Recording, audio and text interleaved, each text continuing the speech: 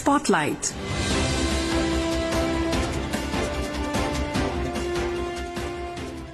This is Akashvani. In the program Spotlight, now we bring you a discussion on Waves 2025. Countdown begins for the Mega Global Media and Entertainment Summit. The participants are Sanjay Khimesara, President, Asifa India, and Gouran Dhawan Lal, Anchor. The first World Audiovisual and Entertainment Summit, Waves, which is a milestone event for the media and entertainment sector, will be hosted by the Government of India in Mumbai, Maharashtra.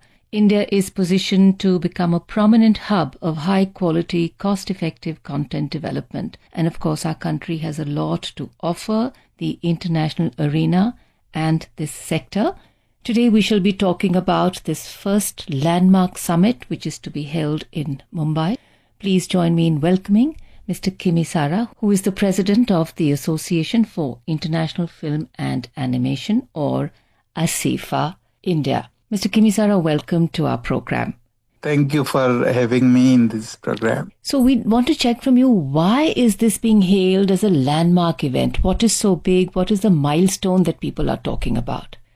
First of all, there is a huge surge in creators' economy across the world, and particularly because of the tradition of India. After information technology, media and entertainment looks like another way where India could position itself as the leader in the sector. So that is how this creators economy is required to be boosted, and Government of India, particularly Prime Minister, thought that a event of the magnitude of Davos, which is held in Switzerland every year, should be taken up in India. And that is where the foundation of Waves took place in 2019. So after that, there were a lot of deliberations, and like within Waves, there were 4 pillars identified. One was animation, visual effects, gaming, comics, and XR, which is AR and VR. Second pillar was digital media. Third pillar was films, and fourth is traditional media, which includes television, radio, and news media. So all these 4 pillars contributes to the media and entertainment sector in particular, and to encourage the creators across the country and to boost all the aspects of these sectors, this Wave Summit has been positioned. Right. Now, since this industry is already on a surge, and over last 2 or 3 decades, if you see, this has become a sunrise sector. So government is positioning this to boost Indian content creators also. Right. So when we look at this summit, of course, it has lots of exciting things happening. But I think one of the major things which is exciting young filmmakers and young content creators is that an opportunity to network, to meet venture capitalists, to see what else is happening within the country and what are the possibilities. So that is the primary area. If you ask me, there are numerous aspects of this event.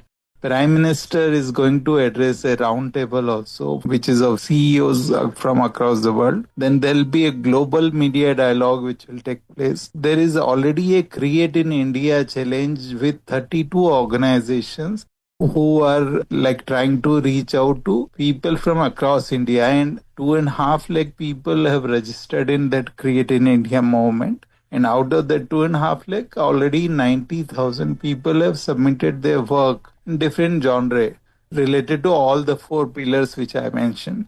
So the Waves Awards will also take place basis the winners of all these 32 different challenges. So there's a creative sphere which is coming up. Then there'll be an accelerator which will be talking about startups, how to showcase them and how to help them in funding and further acceleration. There'll be a Waves Bazaar which will talk about how to engage between various buyers and sellers, how to collaborate and network. Then there's a Waves Pavilion and a gaming arena and exhibition area which will showcase the growth which is happening in India in all these 4 pillars. Then there's a Thought Leaders Track. Thought Leaders Track will have a lot of plenary sessions, knowledge sessions, conferences. And so all these constituents of Waves will combine And because there are thousands of experts who are coming from international market also, that will make it a global phenomena. So already, as I told, that lakh odd people are only registered and submitted their work in Creative India challenges. So you can even assess the magnitude of this activity. So registration has not yet closed because, through this medium, we will be reaching a lot of people who could be interested. So who all can participate or visit or just explore the different sessions and the different exhibits?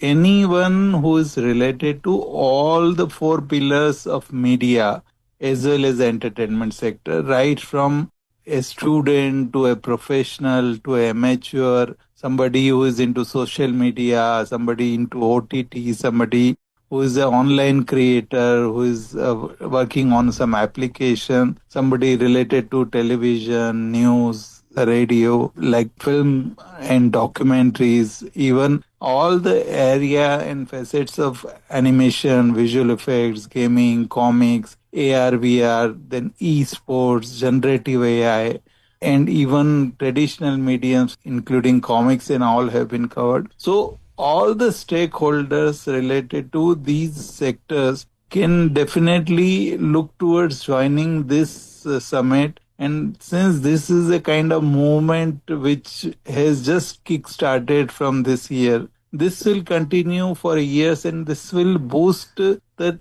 talent which India has. And it will not just serve as a platform, it will also be able to take Indian creators to next level. Absolutely. Mr. Khimesara, you said you've been involved right from the beginning of when people were talking of can we conceptualize such an event. So just take us a little back into the past and share with us what went into designing this and saying why did we need it? What was the importance? Primarily in January 2019, when there was a inauguration of National Museum of Indian Cinema in Mumbai. That time Prime Minister told that let us start with one summit where we can have global people, which is no less than Davos, and where we can have India positioning itself as a soft power in the world, particularly for media and entertainment. So that is how this all started. And then it was conceptualized, and that entire machinery has been working towards it. In July last year, this was formally announced during a curtain raiser, and from there onwards, there were 25 initial Create in India challenges launched. And it was further to a lot of other challenges. So last challenge, which was announced in April itself, was 30-second challenge. So it is continuously getting momentum. So animation, visual effects, gaming, comics is a technical side. Film industry, it is the front end of entertainment. Gaming as such is happening. And then there are traditional mediums, which includes news medium, like print media, television, radio. So each and every aspect was covered, and the associations who are involved in all these areas. So through public-private partnership, this initiative has been boosted, and Create in India, particularly just like Make in India, has become a real game changer for this particular summit. So when we look at the global arena and the global ecosystem of the media entertainment industry, so when we talk of the ecosystem from the pre-production work to the post-production and of course before that content creation, ideation, what are some strengths that India actually can really take forward to the rest of the world?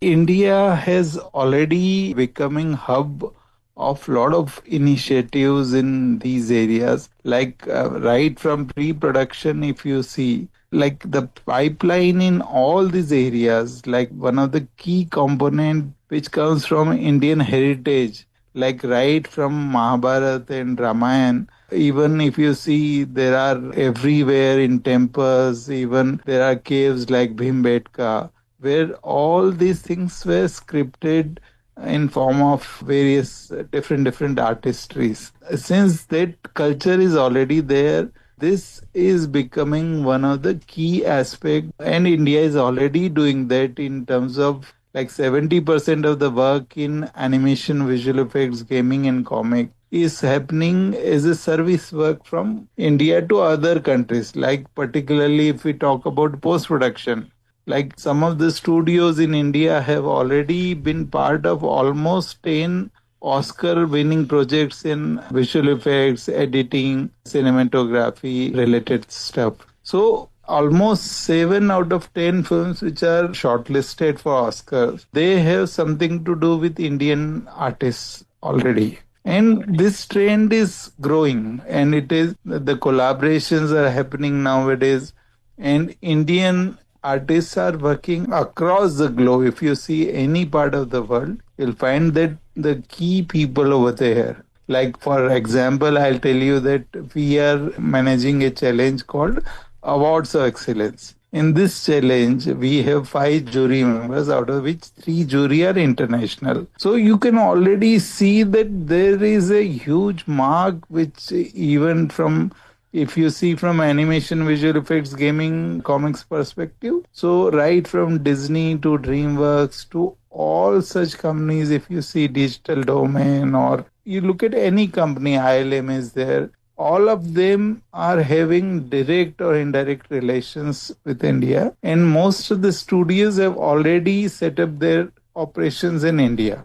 You earlier said, Mr. Khimesara, that there's a trend, and when you look at our domestic job market in terms of job creation, the media industry is something that engages so many people in so many talented little fora, little areas, and young people are really keen. Now, do you think we have enough institutes and institutions to cater to young people wanting training so that we put in an equipped force? So do we have our backward linkages in place for us to actually take this uprise?